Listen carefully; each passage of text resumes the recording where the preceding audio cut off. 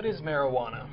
Marijuana is a plant that people use for various things, including medicinal uses, but also recreational uses, personal uses, social uses, religious uses, even industrial uses, and nutritional uses. All of these things are things that marijuana can be used for. The medicinal marijuana is specifically marijuana that has been targeted or we could say earmarked for use in medical systems.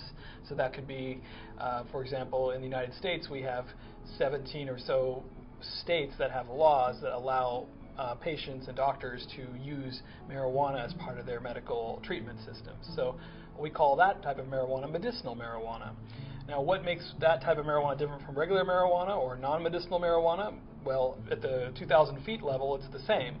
But when you hone into it, you see that it's medicinal marijuana may be more oriented towards different types of patients, different types of conditions.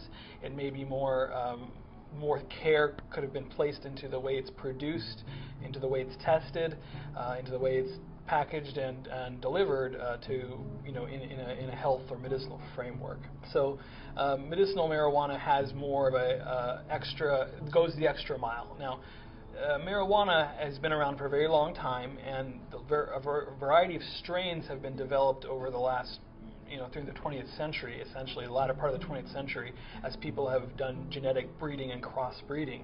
And this allows a huge variety of different types of strains of marijuana. And those strains can potentially be useful for different types of conditions, when more research hopefully will help us to elucidate that or study that. So at the bottom line, though, the part of marijuana that we're talking about is the flowers, the resinous exudates of the flowers of the female plant. That resin contains compounds that have health efficacious properties. So that's what people are trying to extract, isolate, or deliver to themselves into their bodies when they're using medicinal marijuana.